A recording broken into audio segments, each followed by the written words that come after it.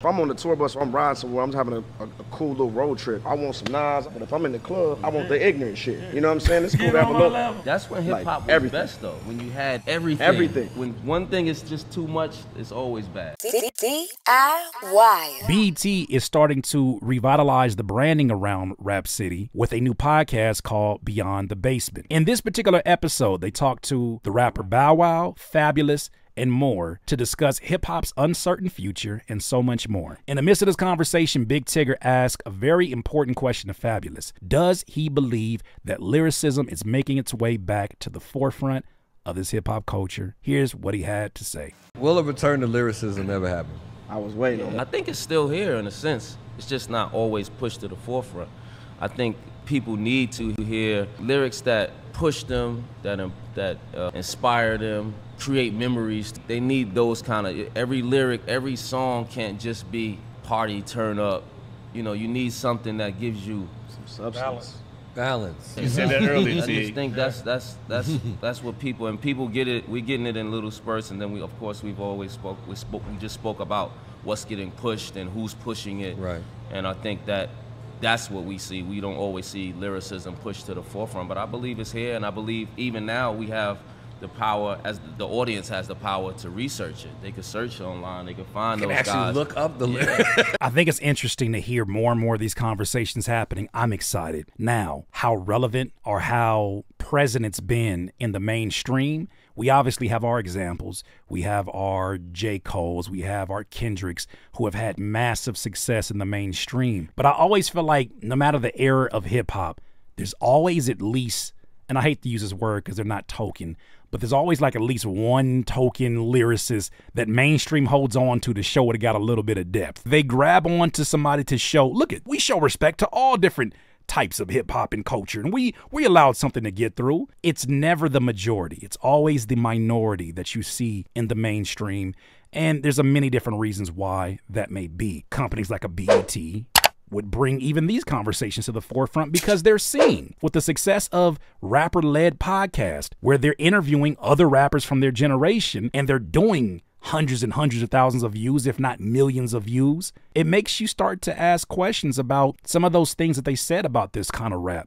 way back when. Lyricism is, you can't sell that. That's not something that you can sell. People don't want to hear that. But we know now how much that was propaganda, how much people pushed that because they had something else they wanted to get your attention with. If I'm having a cool little road trip, I want some Nas, I want some of that. But if I'm in the club, I want the ignorant shit. You know what I'm saying? It's cool to have a little. When you had everything. Everything. You know what I'm saying? You could go to what you wanted when one thing is just too much, it's always bad. That is such a great point. I read in a book about Tupac from Michael Eric Dyson where he was talking about there was a time period in which I believe Def Jam had a tour in which they put NWA on tour along with Will Smith and numerous other artists. You don't see things like that nowadays unless it's something that is artist-led, something that is independent, something that is meant to be a spectacle. But that was the norm. It was like we're going on a rap tour, and even though our music is vastly different, there's a space for this to exist because we're all under the umbrella of this culture. But now I think what's happening is as so many sub-niches of hip-hop and just culture in general, especially internet culture, there's space and there's dollars behind finding that one specific thing that you do at a high level. Not even a lot of people, but enough people, enough super fans are willing to invest in. And that was something that many people didn't see the value in until now, until post-pandemic, where they're recognizing that so many of us as artists, even businesses to a certain degree, they put so much emphasis on ads and how to get new people, new leads, and putting out products, and it can become a financially successful model. However, we undervalue the people who have already taken their credit card out and said, I believe you, I love you, I want to support you.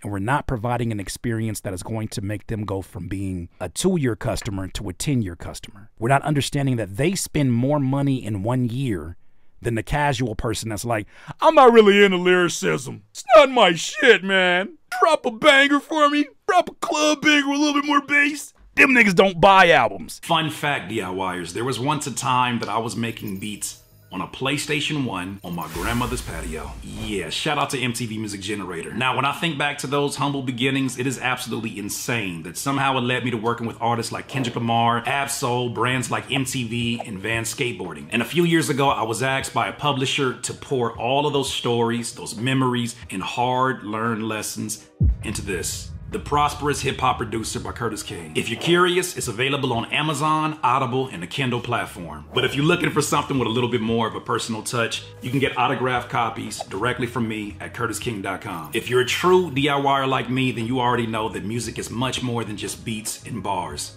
This is a journey. I love to share my journey with you. The Prosperous Hip Hop Producer, now available. You have to have variety. That's what we missing, variety. How do we accomplish that in the world of TikTok? In the world of TikTok, listen, man, we Blow it up. Blow it up. That is. Really, the reason why songs Watch BT again. Are breaking. are 2 minutes Right. or less. That's Song right. used to be 4:45. Right. But I think the very same thing that we get frustrated, those of us that enjoy music being longer, being a certain way, I think the one thing that gets missed often in these conversations is that the things that are successful leave clues. And when the masses pick those clues up and follow it, the same success doesn't apply in quite the same way. Matter of fact, it is the people who make a habit out of being outliers who stumble upon something that's like, I never would have thought this would have worked. Shout out to the homie RJ Payne. RJ Payne is a lyricist, a legendary lyricist. He did something that was very unorthodox as the beginning of really the social media world we live in right now started to become what it is. He did these freestyles inside his car where it would start off where he's in a car and the smoke would gather. And then he'd open up the windows, the smoke, he'd hotbox the car would be, the smoke would escape through the windows and he would just drop the nastiest 16 bars, 32 bars that he had. And it picked up traction. That's ultimately what brought him his success. But there's too many people who are following the models of what has been successful already that they don't even try to think outside the box.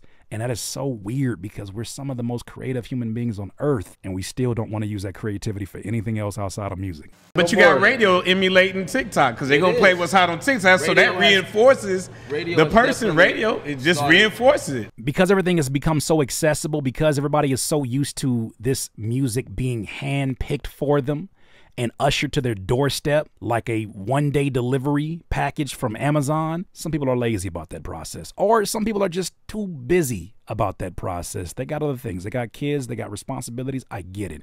However, just like, shout out to the homie Avedon, he talked about at one point in time, to discover music in the underground was what the underground was all about. Hey, I found this artist. You ever heard of him? Nah, let me put you on game. That was a badge of honor. Obviously, society changes, habits change, but the mainstream doing the work for you, that's not the privilege. And I know this message doesn't apply to everyone. I'm not trying to brush it as that way, but that's not mainstream's job to put quality music in front of you. I believe the duty falls on both the artist who is creating music to create content that at least gives the consumer an opportunity to make a decision. At the same time, if you're complaining as a consumer, I think it's partly your responsibility to seek it out because you'll find it. You'll be surprised how easy it is to find. Matter of fact, you know what, consumer? If you don't like the music that comes on your timeline, stop leaving comments on it and complaining about how shitty this music is. Because every time you do it, that dumbass algorithm turns around and feeds you more because they know that you'll comment on it. Matter of fact, they know you so damn well, they know you'll comment on something that you hate before you comment on something you'll like. That's a damn shame. This is why I feel like the responsibility falls on both the artist and the consumer. If you're complaining, that is. But us as artists, this to me just shows there are so many people who are so short-sighted about what social media can be. And as much as it can be on demon time, as much as it can be a tool of reconstruction, it can also be a tool that we use as a communication device, our unique brand of whatever. And you'll find you don't need 1,000 fans. You may just need 100 super fans. You ever try to entertain 10 people at your house and you were the host? Super Bowl party? You know how that can be pretty damn stressful? You ever worked at a busy ass Chipotle and seen a rush of people come in and your heart start beating fast? You can't even handle a line of 30. The hell you gonna do with 1 million fans, nigga? What you gonna do with 1 million fans? Except for shit yourself and apologizing for all your merch being late. Huh? You don't need it. Aim for something that is so tangible and you'll start to see, damn it, maybe it is not in the stars for me to tour the entire world in time and make a respectable living doing what I do and what I love for the next 30 or 40 years, take care of my family, and to become a thriving middle-class artist. Or maybe it's in the stars for you to have a reliable job and do the music and make sure that it never becomes a job for you. I think that there's no wrong answers in this. I think the only wrong answer comes when you don't pay attention to what your why is and what you ultimately want. On the subject of if lyricism is coming back, I don't think it ever went anywhere, but I do think it's interesting the ways that it's reappearing, the way that it is repackaged. I enjoy it.